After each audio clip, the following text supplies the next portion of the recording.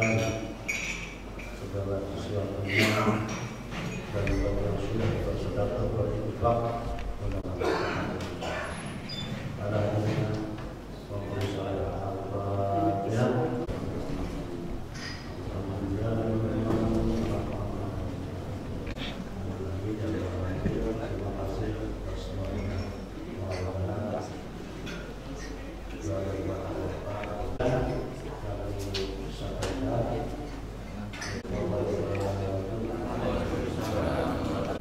Assalamualaikum warahmatullahi wabarakatuh. Alhamdulillah nahmaduhu wa nasta'inuhu wa nastaghfiruh min shururi anfusina wa sayyiati a'malina.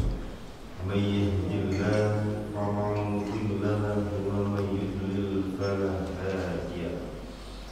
Asyhadu an la ilaha illallah wahdahu la syarika lahu wa asyhadu anna Muhammadan 'abduhu wa rasuluhu la nabiyya ba'dahu. Allahumma shalli wa sallim 'ala nabiyyina Muhammadin wa 'ala alihi wa sahbihi ajma'in. Qala Allah ta'ala fi kitabihil karim a'udzu billahi minasy syaithanir rajim. Ya ayyuhalladzina amanu taqullaha haqqa tuqatih wa la tamutunna illa wa antum muslimun. Alhamdulillah, syukur kita panjatkan kehadirat Allah atas nikmat dan karunia, nikmat yang tidak terhingga, tidak terhitung, tidak bisa berbilang jumlahnya. Wa in ta'uddu nikmatallahi la tuhsuha. Seandainya engkau mencoba menghitung nikmat Allah, niscaya tidak akan pernah bisa dihitung saking banyaknya. Syukur yang membuat kita bisa hadir karena Allah memberikan nikmat sehat, nikmat iman, nikmat Islam, mampu melaksanakan sholat subuh secara berjamaah karena kita punya iman yang Allah anugerahkan sebagai hidayah. Mudah-mudahan Allah pertahankan iman tersebut sehingga kita wafat dalam kondisi husnul khotimah. Amin.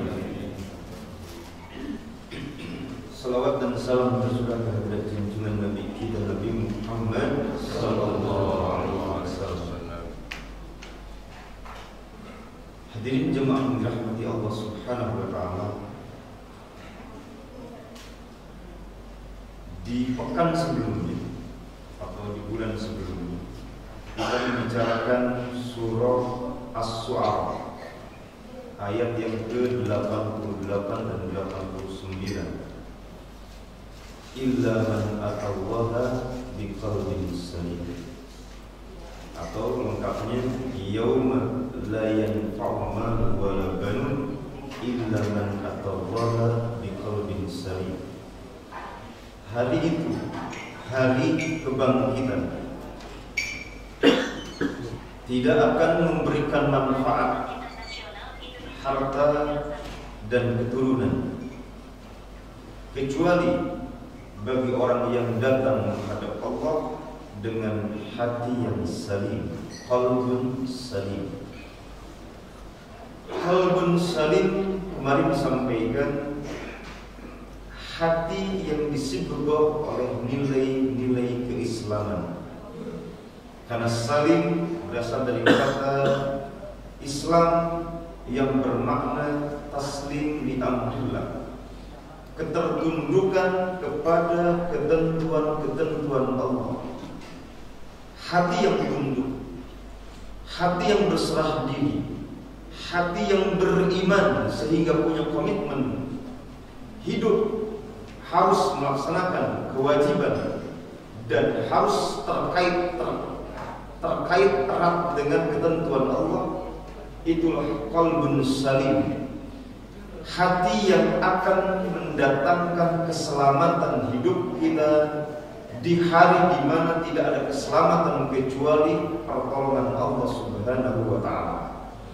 Maka siapapun yang ingin selamat, ingin mendapatkan surga Allah, harus membawa qalbun salim sehingga hartanya mendatangkan kebaikan dan anak keturunannya memberikan syafaat mampu memberikan pertolongan untuk dirinya.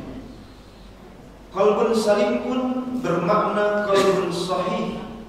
Qalbun sahih bermakna hati yang sehat. Nah, disinilah dari kata hati yang sehat atau qalbun sahih kita mengenal yang disebut dengan tazkiyatun nafs atau pembersihan jiwa, di mana tazkiyatun nafs adalah satu hal yang memang mesti kita lakukan, karena kita hidup bukan cuma butuh kebersihan fisik, tapi kita bahkan lebih sangat membutuhkan kebersihan rohani. Dalam surah Al-Baqarah ayat 222 Allah menyampaikan di akhir ayat, Innallaha yuhibbul tawwabin wa yuhibbul mutatahhirin.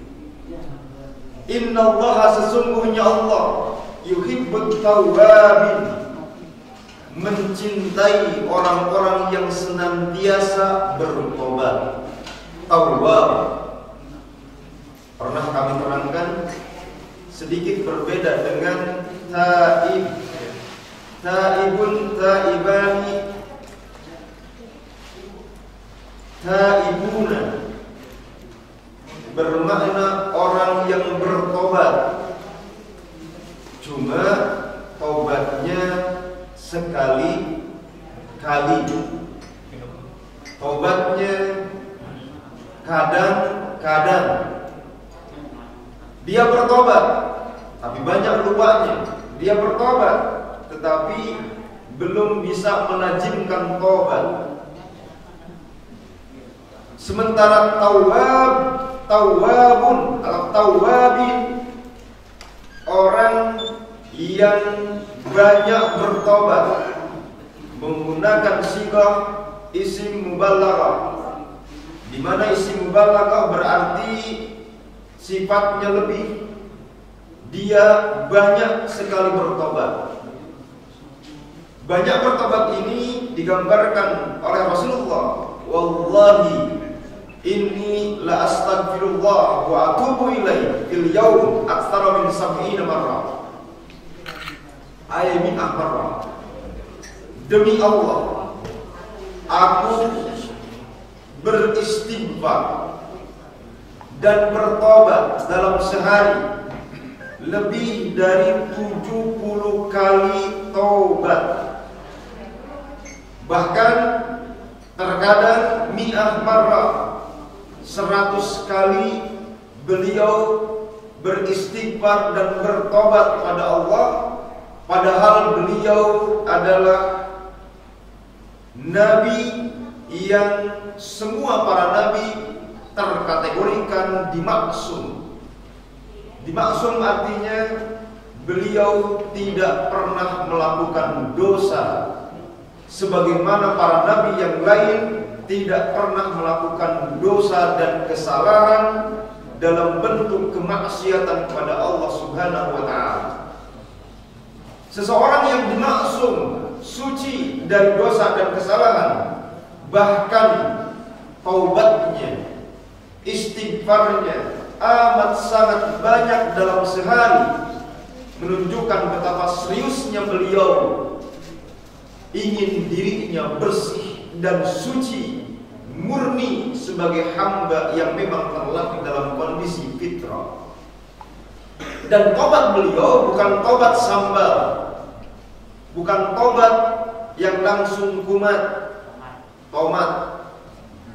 Tobat beliau taubatan nasuha, tobat yang benar-benar murni, ikhlas karena Allah, bukan karena tuntutan yang lain kecuali karena memang ingin mendapatkan ridha Allah Subhanahu wa ta'ala.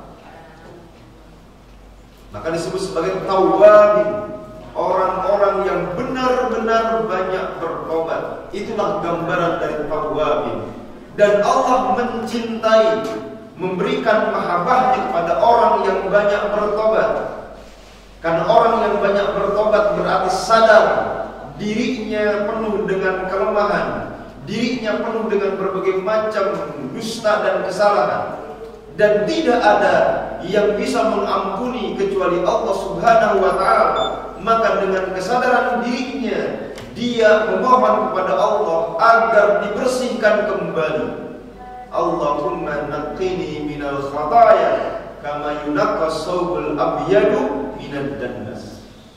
Ya Allah, bersihkan aku dari berbagai macam dosa dan kotoran, sebagaimana dibersihkannya kain putih dari noda dan celah. Seputih apapun, kalau ada noda dan celah, lambat laun buram dan akhirnya menjelaga menjadi hitam. Tetapi kalau kemudian kembali dicuci, kembali dibersihkan, sebagaimana kemudian kita membersihkan dosa-dosa kita, maka dosa-dosa kita akan seputih kain putih, kembali terang, kembali cerah, noda hilang. Begitulah dosa. At-taib minadz dzambi kama la dzanba lah. Orang yang bertobat dari dosa hakikatnya bagaikan orang yang tidak berdosa. Para sahabat adalah contoh paling konkret pendosa. Hidup di alam jahiliyah, dosa apa yang tidak dilakukan? Semua dosa dilakukan. Termasuk kemusyrikan adalah merupakan makanan sehari-hari. Berhala adalah merupakan Tuhan yang bertebaran. Saking mereka terikat dengan kemusyrikan, terkadang mereka melakukan hal-hal yang tidak logik. Dibikinnya berbagai macam peralatan untuk membuat roti, loyangnya bahkan menjadi sesembahan. Lata itu loyang untuk membuat roti. Saking kemudian kemusyrikan sudah menggila, loyang untuk membuat roti menjadi Tuhan. Bagaimana dengan tepung rotinya? Si tepung roti dibentuk, lalu kemudian saking cintanya dengan Tuhan mereka, dibuatlah tepung itu menjadi berbentuk patung. Lalu kemudian diolah dalam tandur.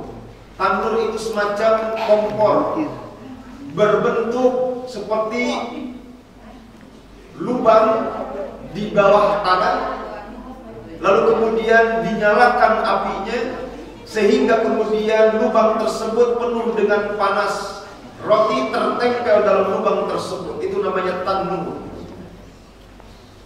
Makanya nasi kebuli atau kemudian daging-daging yang akan dimasukkan ke dalam nasi kebuli itu biasanya di dalam tanah dulu disimpan, karena tanahnya sudah dibentuk seperti sebuah lubang, yang lubang tersebut memang mengalirkan hawa panas. Disitulah kemudian si daging dimasak dengan hawa panas dari lubang tersebut.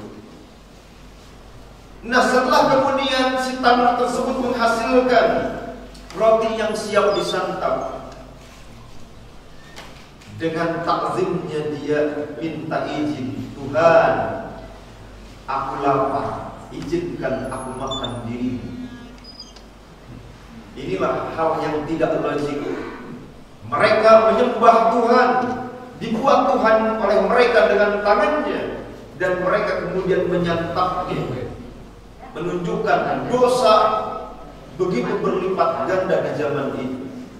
Tapi setelah mereka membersihkan diri dengan syahadat, setelah mereka taslim, mengubah kalbu mereka dari kalbu yang jahil menjadi kalbu yang ma'rifah, mengubah kalbu mereka dari kalbun marid, kalbu yang sakit, menjadi kalbun sahih, kalbun salim. Bahkan mereka menjadi kuntum khairu ummah, umat yang terbaik. Dari lembah jahiliyah menjadi umat yang terbaik. Dari manusia yang jahil menjadi manusia yang disempurnakan. Semua karena apa? Karena tazkiyatun nafs, membersihkan jiwa dengan taubatan nasuha. Dan ketika kita memiliki itu, atallaha biqalbin salim, insyaallah datang menghadap Allah dengan hati yang bersih, kita akan mendapatkan keselamatan, berhak atas surga Allah Subhanahu wa taala. Itu tawabin. Wa yuhibbul mutatahhirin. Dan Allah pun mencintai orang-orang yang senantiasa mensucikan diri. Apa perbedaan tawab yang artinya juga mensucikan? Yaitu dengan taubat kita mensucikan diri, dengan mutatahhirin orang-orang yang suka mensucikan diri. Di sini surah Al-Baqarah 222 memberikan isyarat bahwa taharah atau pembersihan diri itu meliputi dua hal. Yang pertama adalah taharah terkait erat dengan jasmani, kemudian yang kedua taharah terkait erat dengan rohani. Taharah terkait erat dengan jasmani diwakili oleh mandi, wudu, dan tayamum. Jadi taharah terkait erat dengan jasmani diwakili oleh mandi, wudu, dan tayamum. Yang sebelumnya didahului dengan ijalatun najasat, yaitu beristinja atau membersihkan diri dari berbagai macam najis-najis. Jadi ada khobas, ada hadas. Khobas artinya berarti membersihkan dari najis, disebut dengan istinja. Hadas berarti membersihkan dengan cara mengambil air wudu atau mandi atau dengan tayamum. Itulah yang disebut dengan taharah jasmani, taharah secara fisik. Ada khobas, ada hadas. Khobas najis, caranya istinja. Hadas sudah istinja, tapi belum bisa untuk kemudian sholat. Walaupun sudah istinja, tapi belum kemudian wudu, belum bisa sholat. Miftahus sholat tuhur, kuncinya dari sholat adalah suci, dan sucinya adalah wudu. Maka berwudu kita. Tidak bisa wudu, maka dengan tayamum. Tayamum ternyata juga bisa menggantikan mandi, di mana mandi adalah sesuatu yang harus dilaksanakan ketika wudu saja tidak cukup. Maka tiga perkara ini termasuk ke dalam kategori taharah jasmani dalam pengertian menghilangkan hadas. Bisa dimengerti ya? Taharah jasmani ada yang bersifat khobas, ada yang bersifat hadas. Khobas membersihkan najis, ijalatun najasat, caranya adalah istinja. Khobas dilanjutkan dengan hadas. Hadas adalah sesuatu yang menghalangi kita melaksanakan sholat, tapi najisnya sudah tidak ada. Kalau kemudian ada najisnya, tidak punya pengaruh, tidak perlu istinja, semacam buang angin. Buang angin tidak memerlukan kemudian istinja. Dan buang angin nikmat yang kadang terlupa. Putri kami itu sampai harus dipotong khususnya karena masalah buang gas yang kesulitan. Kita udah bisa buang gas dengan enak, kadang-kadang lupa bersyukur. Ketika buang gas tidak bisa, operasi. Operasinya bukan ringan-ringan. Usus yang kemudian diambil, pembengkakannya hampir sebesar bayi. Megakolon. Jadi kolonnya sudah berubah menjadi mega, membesar. Dan di dalamnya adalah gas yang terperangkap sulit untuk keluar. bersyukur Pak bisa buang angin. Itu nikmat. Asal jangan sembarangan. Karena buang angin sembarangan bisa mengakibatkan orang tersiksa. Jadi jamaah yang dirahmati Allah itu yang disebut dengan taharah. Sekarang kita bicara bukan taharah, karena ini bukan bicara masalah fikih. Ini bicara masalah tazkiyatun nafs, tazkiyatun nufus. Berarti tazkiyatun nufus dibicarakan dalam kata tawwab. Innallaha yuhibbut tawwabin wa yuhibbul mutatahhirin. Berarti ketika Allah mendahulukan tawwabin, kebersihan hati harus didahulukan. Kebersihan qalbu harus didahulukan.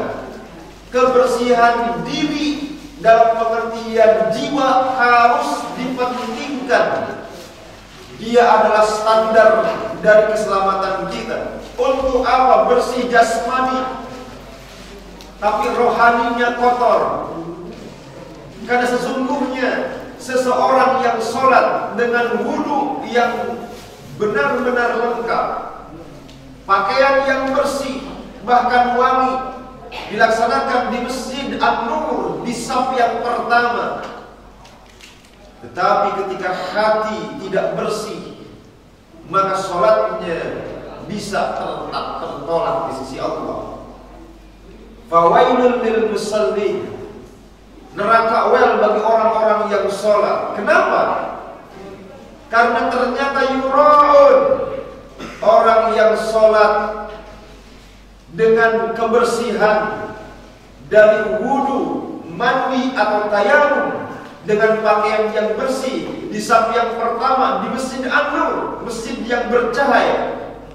Ketika hati kotor karena riya, maka kebersihan hati yang tidak didapatkan dalam sholatnya, kekotoran jiwa yang menghiasi sholatnya, mengakibatkan sholatnya yang benar-benar tuma'ninah di saf yang pertama dengan baju yang bersih, wudu yang sempurna, tetap tertolak di sisi Allah karena batinnya kotor.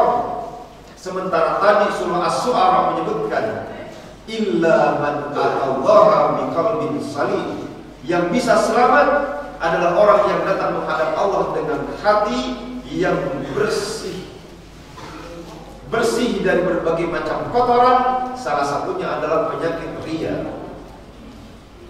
Hadirin yang dirahmati Allah Subhanahu wa taala, dalam surah yang lain, surah Al-Mudassir ayat yang keempat, wasiyabaka fatahhir. Wasiyabaka fatahhir maknanya dan pakaianmu bersihkanlah. Ditafsirkan oleh Syekh Muhammad bin Abdul Wahhab dengan tafsiran tahhir a'malaka 'anil syirki.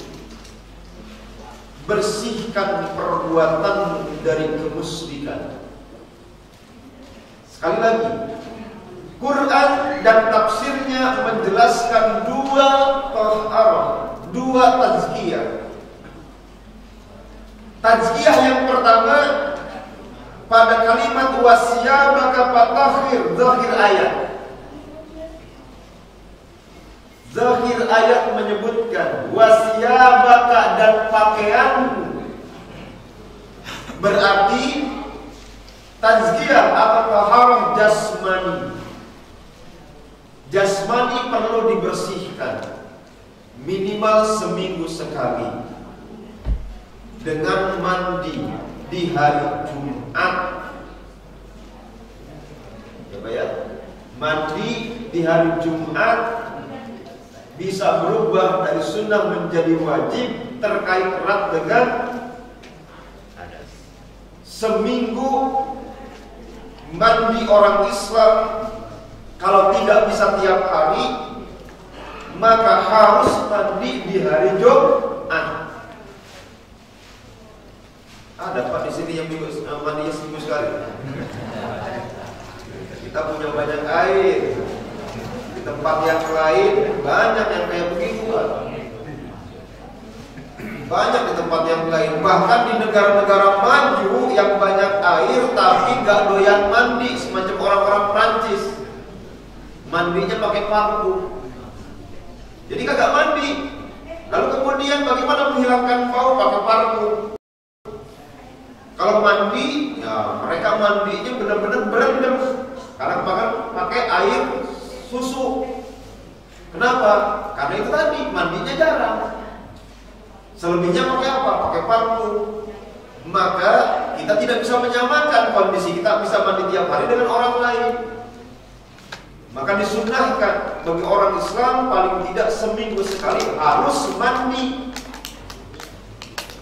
Ini bagian dari bagaimana kemudahan, tetapi kebersihan tetap dijaga. Disinilah kalimat dalam Al-Quran surah Al-Mudassir mengisyaratkan wasiyabaka fatahhir, ada tazkiyah, ada kebersihan yang mesti dijaga, kebersihan fisik. Begitu ditafsirkan, maka muncul kebersihan yang lain yaitu tazkiyatun nafs. Bagaimana ketika ditafsirkan berubah maknanya menjadi tahhir a'malaka 'anil syirki, bersihkan amalmu. Karena amal kita adalah pakaian kita. Allah menyebutnya dengan kalimat wa libasut taqwa dzalika khair. Jadi amal soleh itu adalah pakaian. Dan Allah menyebutnya sebagai libasut taqwa. Tapi bukan kayak begini nih baju takwa itu. Ini baju koko ya Pak. Baju ketakwaan adalah baju amalia. Yang dimaksud dengan baju amalia berarti baju ketakwaan hakikatnya adalah perbuatan. Orang yang melakukan perbuatan yang saleh, maka kesolehannya adalah disebut sebagai libasut taqwa dzalika khair. Itulah baju yang terbaik.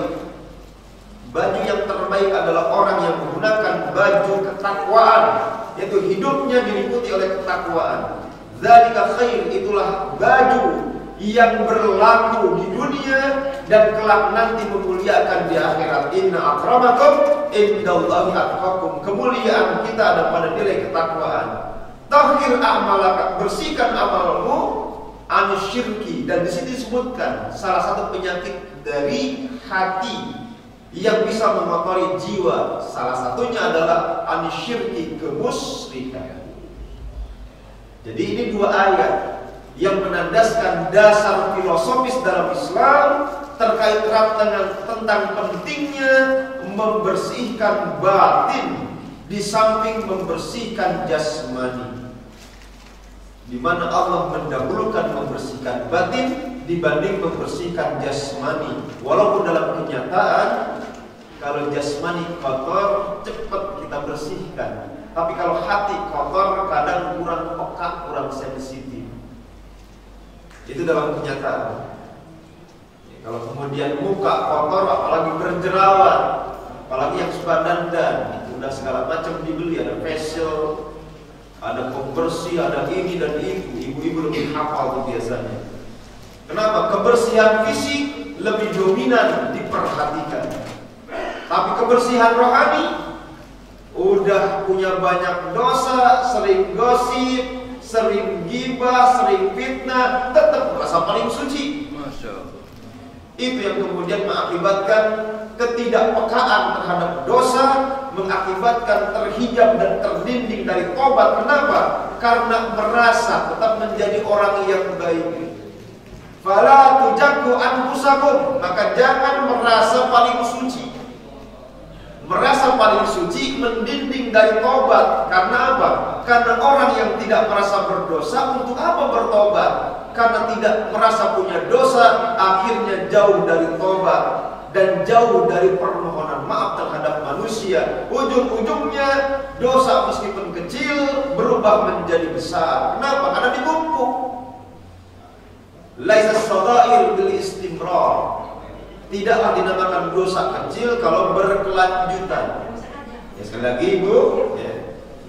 Diperhatikan Ibu. Laisa shadair bil istimrar. Tidak dinamakan dosa kecil kalau berkelanjutan. Dosa kecil berkelanjutan lama-lama menjadi syai'an fasara jibalan. Sedikit demi sedikit lama-lama menjadi bukit. Itu bahasa Arabnya. Syai'an fasara jibalan. Itu bisa jadi dalil itu, Pak. Ya, dalam peribahasa kita sedikit demi sedikit lama-lama jadi bukit. Dalam bahasa Arabnya syai'an fasara jibalan. Sama, sedikit demi sedikit lama-lama berubah menjadi bukit. Jibal itu bukit atau gunung. Jadi dua ayat, hadirin jamaah yang dirahmati Allah Ta'ala, surah apa tadi? Al-Baqarah ayat 222 dan surah Al-Mudaththir ayat yang keempat menjadi landasan filosofis. Ada dua tazkiyah yang mesti diperhatikan. Tazkiyah terkait erat dengan rohani, namanya tazkiyatun nafs. Tazkiyah terkait erat dengan jasmani, diwakili dengan membersihkan dari khawas dan membersihkan dari hadas. Dan Allah mendahulukan kebersihan rohani atau tazkiyatun nafs karena dia terkait erat dengan keselamatan di akhirat kita, terkait erat dengan qalbu yang kelak nanti bakal menjadi alat yang menyelamatkan dan memberikan harta menjadi manfaat dan anak-anak menjadi pemberi syafaat. Hadirin yang dirahmati SWT, lalu kemudian tazkiyatun nafs, apa saja yang kemudian mesti dibersihkan dari kebersihan rohani ini?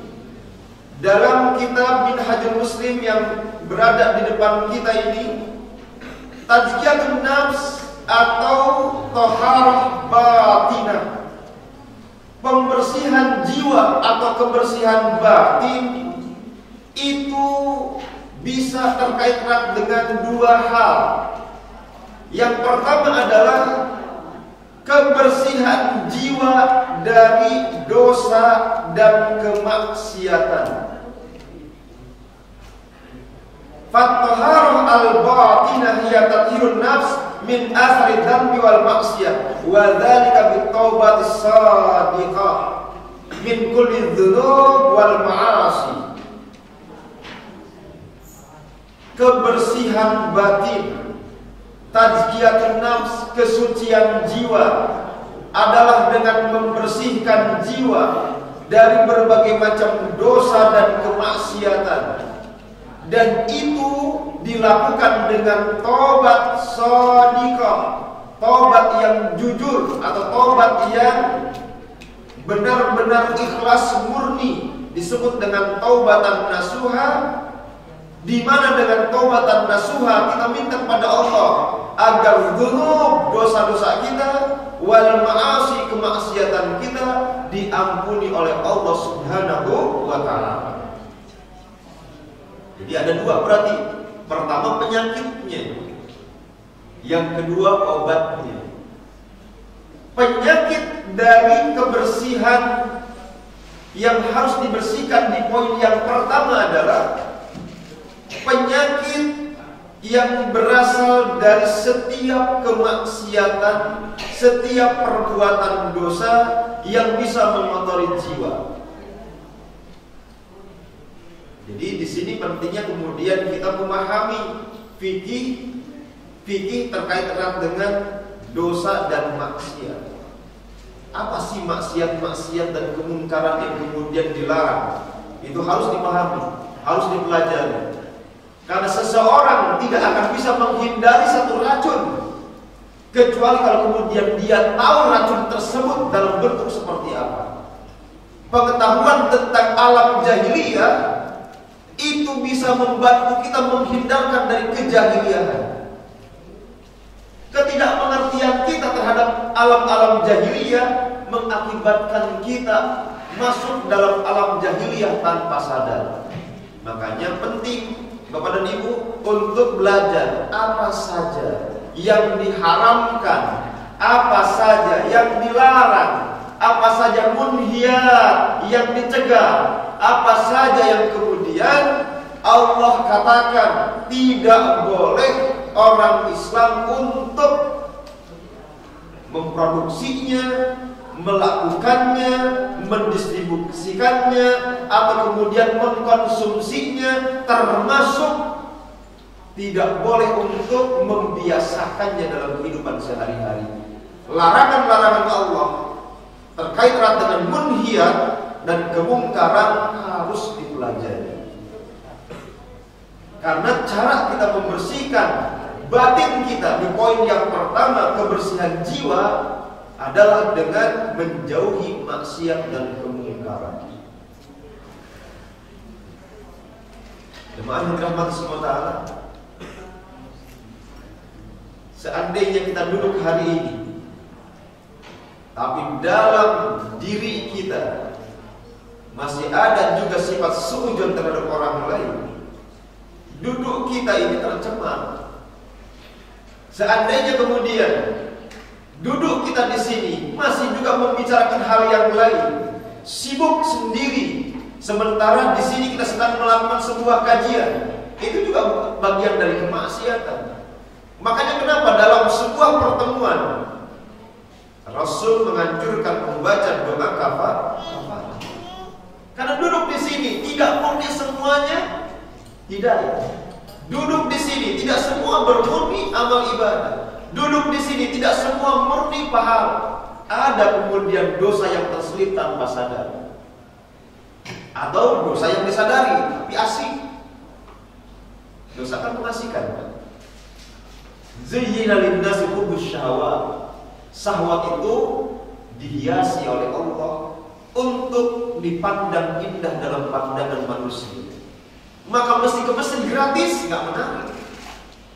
Tapi coba ke tempat maksiat, bayar.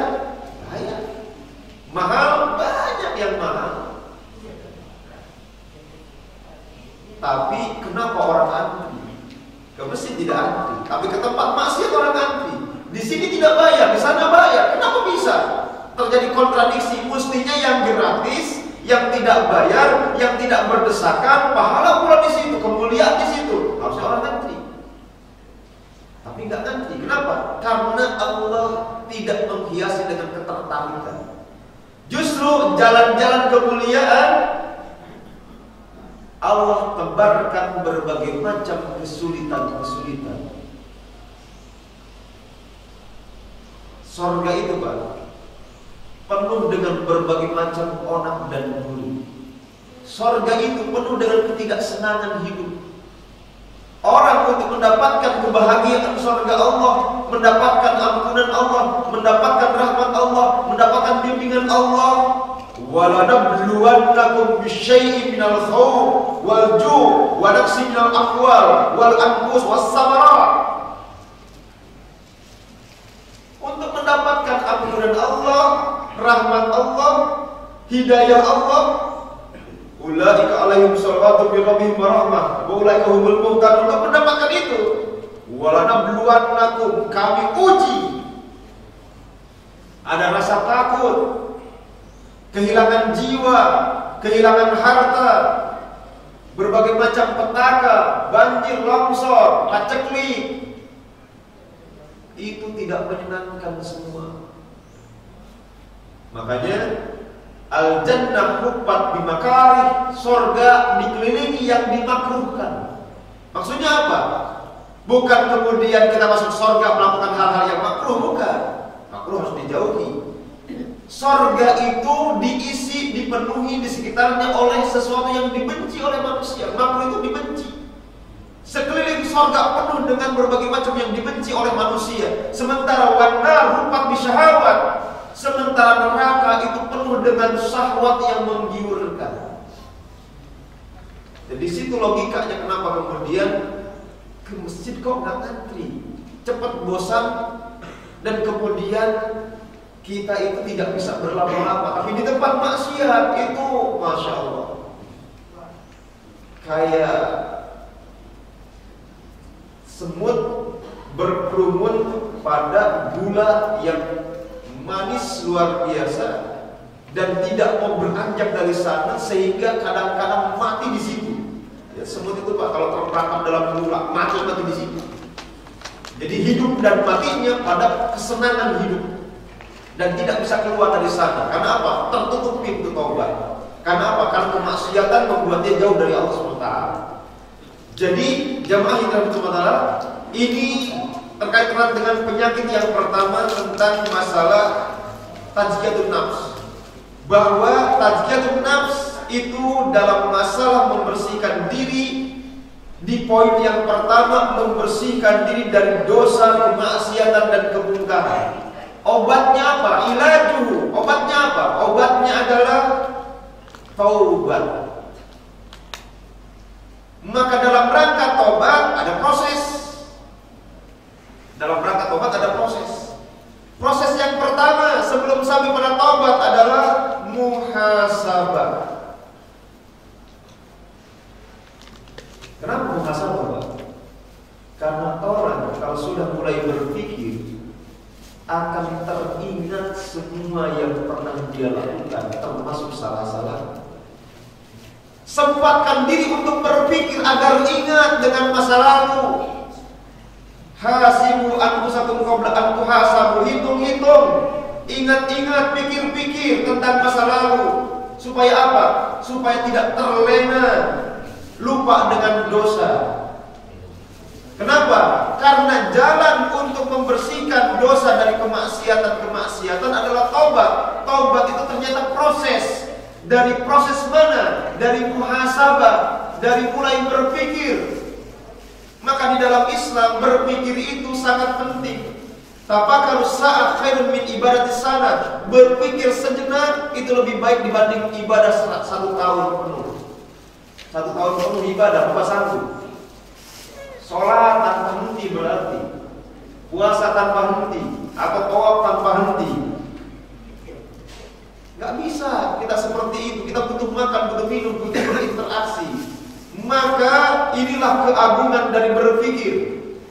Tafakkur saat, berpikir sesaat. Saat itu sudah menjadi bahasa kita, sesaat. Sesaat itu bahasa Arab, saat.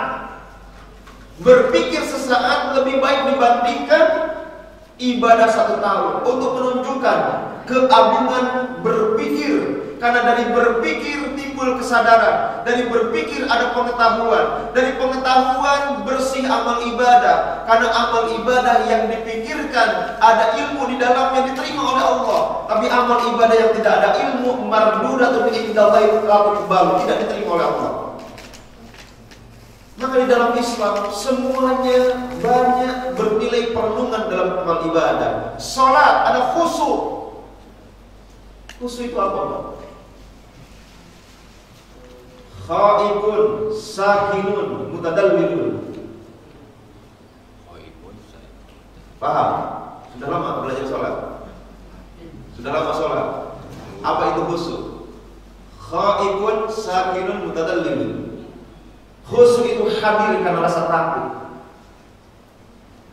Khusyuk gak bisa hadir kalau tidak ada rasa takut. Coba aja kalau bapak sebagai guru galak, nggak tunduk Pak murid. Saking aja galak sekarang ini dilaporkan sama HAM. Kita generasi zaman now ya, saya masih merasakan masalahnya. Bagaimana guru dengan kegalakannya, guru dengan berbagai macam ketegasannya. Gak putih. Kenapa? Khaif, takut, Pak. Apalagi ada zaman di mana mendongak sama guru itu termasuk su'ul adab. Kita tunduk sama guru. Kenapa? Karena itu bagian dari adab, keberkahan ilmu yang gak ada zaman sekarang. Kenapa bisa seperti itu? Khaif. Karena apa? Tegas gurunya, ada cambuk, dipukul kita, dan itu diizinkan sama orang tua. Kenapa? Kalau dalam tingkat tertentu guru perlu untuk mempunishment muridnya, bukan cuma memberikan rewards, tapi bisa mempunishment muridnya. Khaif. Kita ini kurang khusyuk. Kenapa? Sholat kadang-kadang gak menimbulkan rasa takut di hadapan Allah. Padahal jelas-jelas Rasul katakan, "Sholli sholat al-muwaddah" atau "Sholli sholat al-muwaddah". Kalau sholat, anggap itu perpisahan. Sholat wada. Karena apa? Begitu salam langsung salam terhadap dunia. Bisa jadi itu sholat terakhir kita. Salam kita bukan cuma assalamualaikum ke kanan dan ke kiri, tapi tapi salam perpisahan terhadap dunia, salam perpisahan terhadap orang-orang yang kita cinta, salam perpisahan terhadap semua yang kita kenal. Sallu salatal wada, salatlah dengan salat wada, salat perpisahan. Dan itu menimbulkan rasa takut. Karena apa? Betapa banyaknya dosa, betapa kurangnya amal, betapa hebatnya siksa, betapa jauhnya surga. Khaifun, sakinun. Khusyuk itu tenang, Pak. Makanya orang yang banyak gerak, khusyuknya kurang. Orang yang kemudian sholatnya udah garu-garu kepala lah. Apalagi sambil pegang HP, ya ada orang sholat bawa HP kan. Saya pernah melihat ada imam balas WA, balas SMS gitu. Kenapa disebut balas WA, balas SMS? Tangannya bergerak gitu. Kalau alam mazhab apa itu? Dari pemahaman seperti apa itu? Kalau alam Islam. Jadi kalau misalkan baca doang ya masalah lah ya. Karena sebagian ulama memang membolehkan kita untuk memegang mushaf kalau memang kita ingin membaca lebih panjang, sementara kita tidak hafal. Dan itu tidak bergerak. Hanya pegang mushaf saja. Ini nggak pegang mushaf, ini balas, tangan bergerak. Itu tidak khusyuk. Kenapa tidak khusyuk? Sakinun, khusyuk itu tenang. Maka oleh sebab itu orang yang khusyuk ditahan gatalnya. Walaupun diperkenankan untuk juga digaruk, walaupun tidak berlebihan. Ya kalau tak banyak menghantam sih kan juga kurang khusyuk, ujung-ujungnya batin kita. Makanya bisalah digaruk walaupun tidak berlebihan. Sakinun, tenang. Orang yang khusyuk itu orang yang tenang. Mutadzallilun, orang yang khusyuk itu adalah orang yang merasa rendah di hadapan Allah, merasa hina di hadapan Allah. Tiga ini Pak, perbuatan qalbu, khaif, sakin, mutadzallil, perbuatan hati. Dan hati dengan otak itu bisa bergerak dengan cara merenung, berpikir. Makanya orang bisa tobat diawali dengan muhasabah, nyadar diri iya dosa, berhitung iya salah, berhitung oh iya keliru, muhasabah. Puasa ada i'tikaf, ngapain i'tikaf? Merenung juga. Saya tanya i'tikaf ngapain? Iktikaf itu adalah nujumul masajid, berdiam di masjid. Makna iktikaf itu. Iktikaf itu bukan baca Quran, iktikaf itu bukan sholat. Iktikaf yang dibacakan di dalamnya Quran, iktikaf yang dibaca di dalamnya ada sholat, itu adalah menyempurnakan iktikaf. Iktikaf itu hakikatnya di masjid diam. Tapi bukan diam. Ada zikir, ada pikir, tafakkur, baru kemudian di situ ada sholat. Kalau sudah berpikir, tafakkur, zikir, ada implementasi sholat, baca Quran, ada ceramah dan sebagainya. Dimulai dari berpikir, lujumul masajid. Kenapa? Karena i'tikaf itu adalah berdiam di masjid, duduk, tafakkur, berpikir, zikir, merenung, muhasabah. Haji ada wukuf. Ngapain wukuf itu? Wukuf dari kata waqafa, artinya diam juga. Ngapain? Berpikir, tobat. Di situ kita menangis mengingat dosa. Baru kemudian diselingi dengan beberapa amal ibadah, zikir dan lain sebagainya. Baca Quran pun ada waqaf. Jangan baca Quran terus tanpa henti. Habis nafas kita dan gak sesuai dengan kaidah. Ada berhentinya untuk ngatur nafas, untuk berpikir mulai dari mana lagi. Ibtida'nya mulai dari mana lagi? Apa itu ibtida', Pak? Memulai bacaan. Kan ada waqaf yang berhenti di situ, mulai bacaan dari ayat yang kemudian. Karena ayat yang sudah diberhentikan cukup maknanya. Tamam. Ada kemudian harus diulang. Kenapa? Karena berhenti di tempat wakaf qabi, wakaf yang tidak bagus, kurang sempurna. Tapi kenapa sudah nyesek? Kalau dilanjutkan nggak bagus juga. Maka akhirnya berhenti di wakaf yang belum sesuai qabi, jelek wakafnya, kurang sempurna maknanya, maka diulang kembali ibtida'nya. Itu perlu berpikir, Pak. Karena kalau nggak dipikir ujung-ujungnya apa? Salah. Fawailul lil musallin, berhenti di situ salah. Kenapa salah? Karena kalau kemudian ternyata tidak ada lagi ibtida, tidak lagi dimulai, tidak lagi kemudian kembali ke awal, itu akan mengakibatkan makna yang keliru. Neraka awal bagi orang yang sholat, maknanya jadi keliru. Itu butuh apa, Pak? Butuh ngerti, berpikir, maka ada muhasabah. Jadi taubat itu butuh muhasabah. Dari muhasabah timbul apa, Pak? Masih berapa lama lagi Mas Anggun? Panjang ya. Ya kita selesaikannya proses aja dulu ya, proses. Dari muhasabah ada yang disebut dengan mu'atabah. Mu'atabah itu apa, Pak? Nyesel. Kok bisa? Kok aku seperti ini? Nyesel. Untuk apa berpikir kalau nggak ada dampak? Untuk apa merenung kalau kemudian tidak menghasilkan sebuah proses berkelanjutan? Maka mu'asabah, timbulkan rasa sesal. Karena dengan rasa sesal itu bisa menimbulkan tangis, dan tangis yang rahmat itu bisa menjadi tanda keselamatan. Ada dua mata yang tidak akan tersentuh oleh api neraka. Mata yang pertama adalah menangis karena Allah. Yang kedua adalah mata yang kemudian dibutakan oleh Allah dan dia sabar dengan itu. Jadi bagi yang tunanetra dengan kesabarannya, insya Allah mata yang tidak akan tersentuh oleh api neraka. Termasuk yang banyak nangis.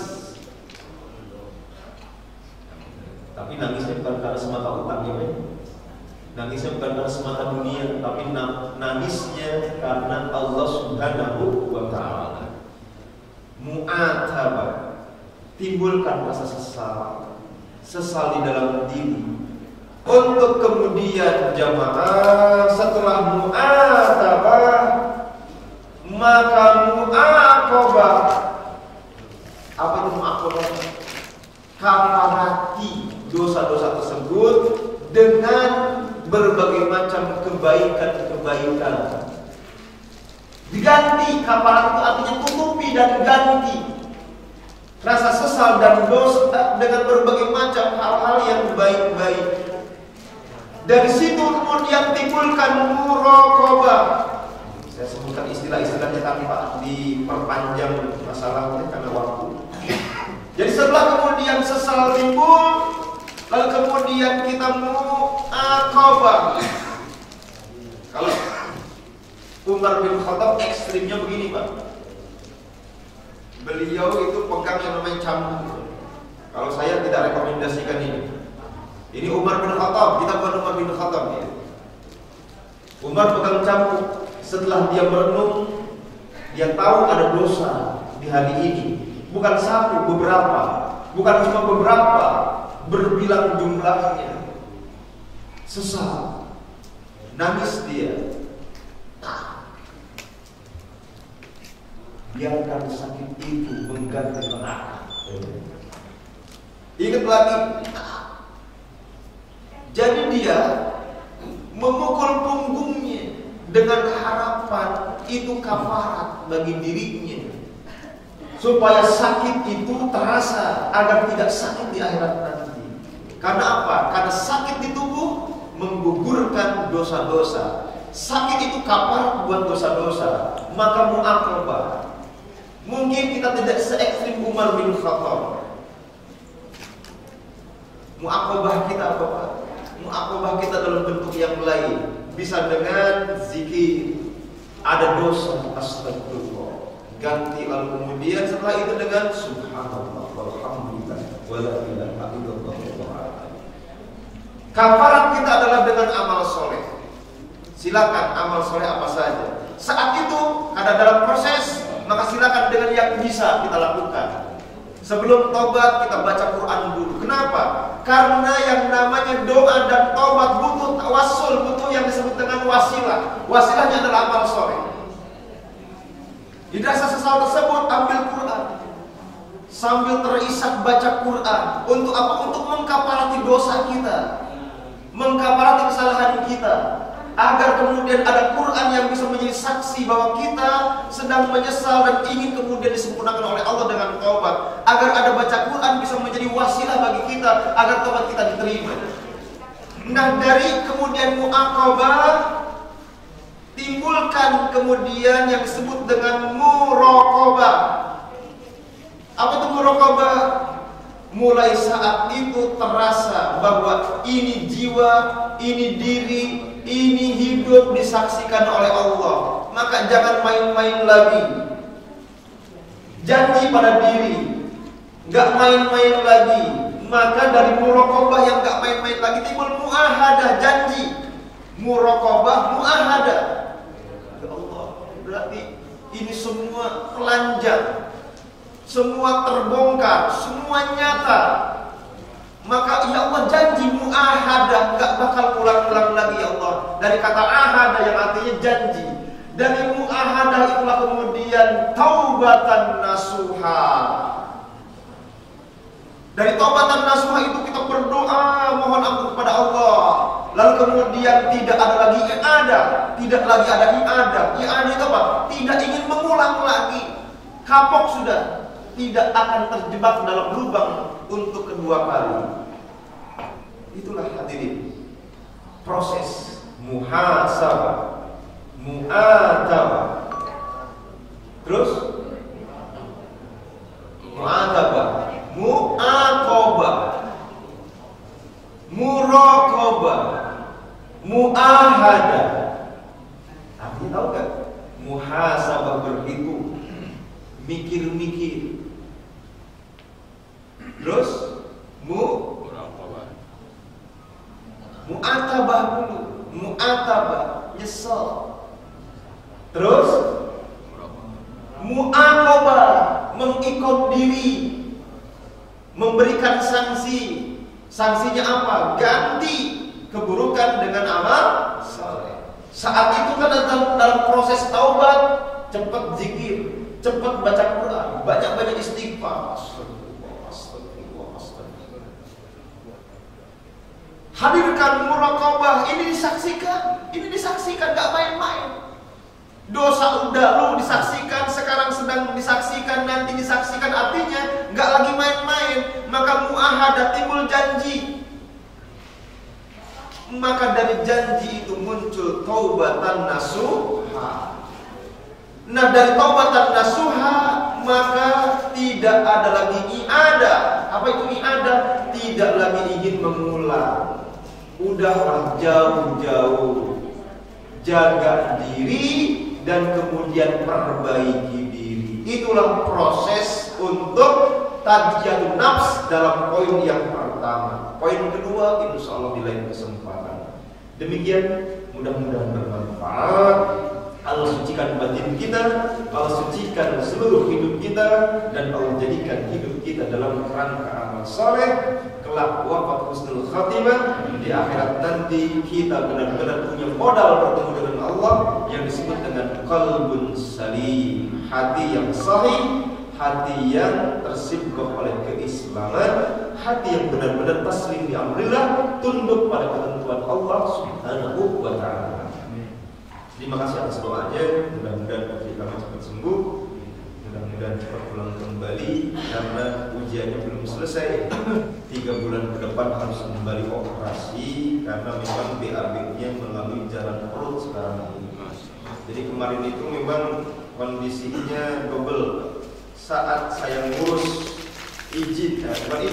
mengurus proses untuk operasi, Karena operasinya itu memang sebelumnya sempat nimbang kita. Bayangkan Pak, selama 2 bulan berobat jalan, penyakitnya nggak ketahuan dengan berbagai macam alat-alat yang sudah dilakukan. Dari mulai dokter puskesmas bingung, isinya apa? Sampai dirujuk di rumah sakit Resti, itu dokter langsung merujuk, nggak ngomong komentar lagi Pak, saya rujuk dah. Begitu di persahabatan sampai 2 bulan lebih itu yang namanya penyakit nggak ketahuan, sampai berpikir yang namanya penyakit non medis. Begitu kemudian ternyata asam lambungnya naik, lalu kemudian tidak bisa makan sehingga akhirnya hampir dehidrasi. Saya akhirnya bawa ke IGD Persahabatan karena di situ rekam medisnya. Sampai hampir 3 minggu itu penyakit kan ketahuan juga Pak. Udah CT scan lah, apalah segala macam. Udah segala macam. Radiologi berkali-kali, udah gak ketemu. Sampai akhirnya dokter bilang, kita juga bingung sebenarnya apa. Kita punya solusi, eksplorasi. Eksplorasi itu berarti dibedah dulu baru kemudian diperiksa penyakitnya apaan. Wah, saya bilang ini percobaan. Jadi eksplorasi Pak, ujung-ujungnya kita bedah dulu Pak. Setelah dibedah, karena kita tidak tahu apa isinya, apa penyakitnya, sudah dikeluarkan isinya tetap aja kembung, sudah dikeluarkan anginnya tetap aja kembung. Ini kita nggak ngerti apa isinya. Maka eksplorasi, dibedah dulu, baru ketahuan nanti. Itu namanya gambling kan Pak. Siapa yang mau dikutuin? Ya. Sampai sempat berpikir, ya sudahlah disehatkan aja di sana, walaupun tidak sembuh, sampai rumah kita rupiah. Karena apa? Rupiah di sana susah Pak. Kondisinya COVID, tetap kondisi COVID. Itu apa? Datang yang menemani cuma 1 orang, harus kemudian antigen. Kalau bergantian juga harus kemudian tiap hari antigen, dan kemudian macam-macam. Jadi istilahnya apa? Istilahnya memang susah, tidak bisa ikut dan lain sebagainya. Nah, begitu kemudian kalau nggak salah 2 hari Pak menjelang kemudian keputusan apakah akan diputuskan jadi operasi eksplorasi atau tidak, Allah membuka tabir, Allah membuka jalan keluar. Ternyata positif, kerusakan saraf di usus sehingga terjadi yang disebut dengan megakolonis. Satu-satunya opsi adalah operasi karena mesti diputus. Begitu kemudian diproses, anak saya yang nomor 2 kejang karena dia punya PDA, kelainan jantung. Sementara saya sedang ngurus rujukannya di puskesmas. Belum selesai rujukan, saya mesti pulang. Kenapa? Ditelepon, udah kejang nih, panas tinggi. Akhirnya dibawa ke RSCM karena memang kami di sana. Sampai di RSCM mesti dirawat. Alhamdulillah walaupun diisolasi, tapi PCR 2 kali negatif.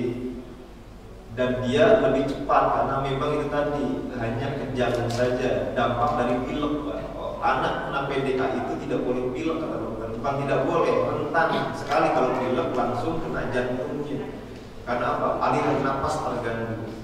Jadi hari kemarin sudah pulang dari rumah sakit, alhamdulillah tinggal kakaknya.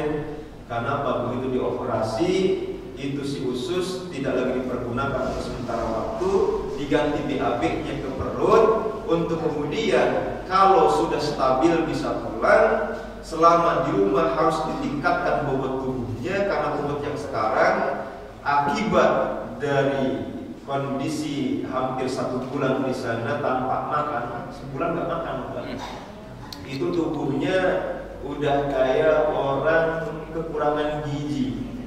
Jadi asupan nutrisi ke perut langsung itu nggak menjamin tumbuhnya daging, dia hanya mempertahankan hidup mungkin. Jadi kalau istilahnya apa ya, sebulan nggak makan dan nggak minum, itu salah satu resikonya adalah ya susut badan. Jadi badannya sekarang kayak tulang berbalut kulit gitu. Mohon doanya Pak, karena ini masih panjang. Jadi harus dipulihkan itu tubuhnya selama beberapa bulan, minimal 3 bulan, maksimalnya wallahu bisawab, tergantung kondisi tubuhnya. Setelah itu kemudian dioperasi kembali untuk mengembalikan ke jalan lubang yang di bawah kembali. Jadi mohon doa, mudah-mudahan Allah memberikan kemudahan, cobaan tumpuk-tumpuk, mudah-mudahan jadi bagian dari kebaikan. Di saat ini kita semua ada yang diuji, mudah-mudahan diangkat oleh Allah SWT. Allah mudahkan urusan kita, Allah jadikan kita hamba yang bertakwa. Di dunia kita penuh dengan kesulitan, mudah-mudahan diganti oleh Allah dengan surga. Karena memang itulah bayar hidup ini penuh dengan kesulitan. Jangan kita urusan-urusan yang luar biasa, mereka takwanya, solehnya, hari ini gara-gara terorisme mereka dituduh sebagai orang-orang yang terlibat dalam makar dan lain sebagainya. Itu bagian dari ujian. Apalagi kita cuma orang biasa.